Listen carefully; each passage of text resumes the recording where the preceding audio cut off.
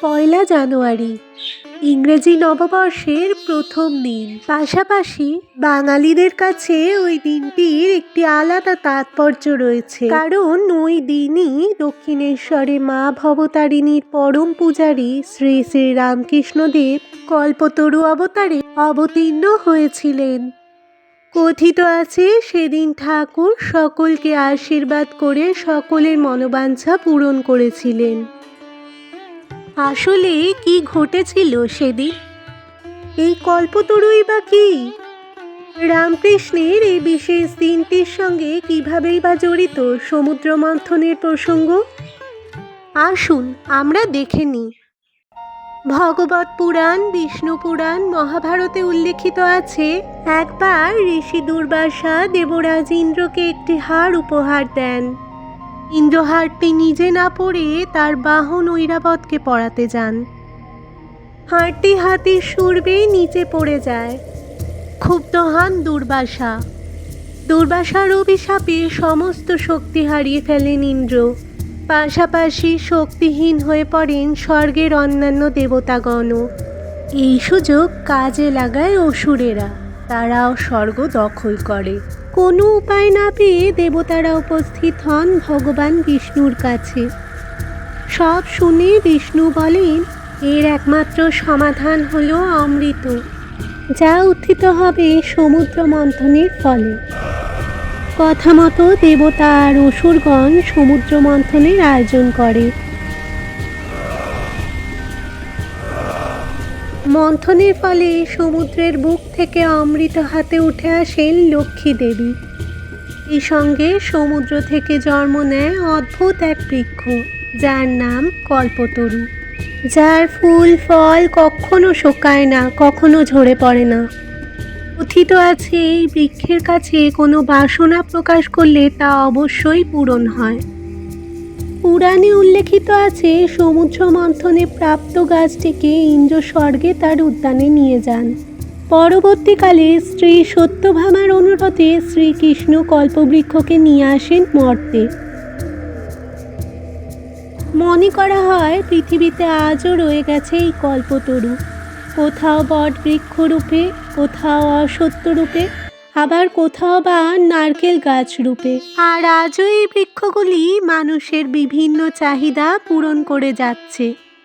এরপর চলে আসি 1886 সনে। রামকৃষ্ণদেব তখন অবস্থান করছেন কাশীপুরের উদ্যানবাটিতে। তার শারীরিক অবস্থা তখন মোটেও ভালো না। কাশীপুরে থেকেই চলছে তার গলার ক্যান্সারের চিকিৎসা। এই সময় পয়লা জানুয়ারি ঠাকুর কিছুটা সুস্থ বোধ করেন। তিনি নিচে নেমে আসেন। বাগানের মধ্যে দিয়ে ধীরে ধীরে হেঁটে তিনি এগোতে থাকেন একটি বট গাছের দিকে। এই সময় বাগানে উপস্থিত ছিলেন প্রায় 30 জন ভক্ত।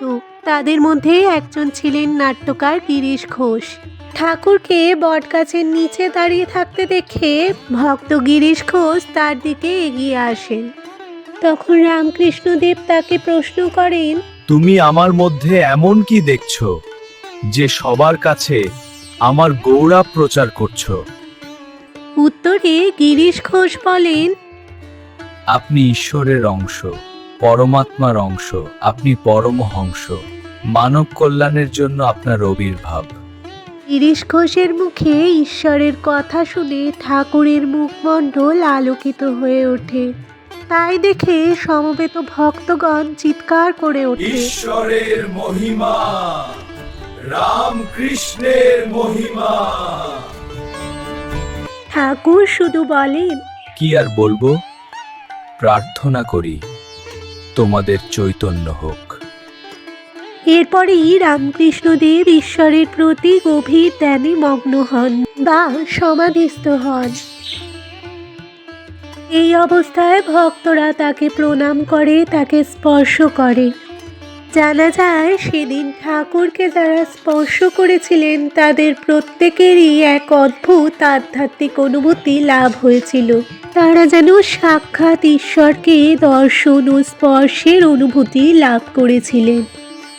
অনেক ভক্ত নিজেরাই বলেছিলেন সেদিন ঠাকুরকে ছোঁয়ার পর তাদের সব মনোবাঞ্ছা পূরণ হয়েছিল। এর কিছুদিন পরেই আগস্ট মাসে রামকৃষ্ণদেব পরলোক গমন করেন। তো সাধারণ মানুষের কাছে আজও তার গুরুত্ব এতটুকুও কমেনি। আজও তার বাণী, তার কথা অমৃত সমান। আর এই 1 জানুয়ারির দিনটিতে রামকৃষ্ণের স্মরণে লক্ষ লক্ষ মানুষ ভিড় করেন কাশীপুর এবং দক্ষিণেশ্বরে।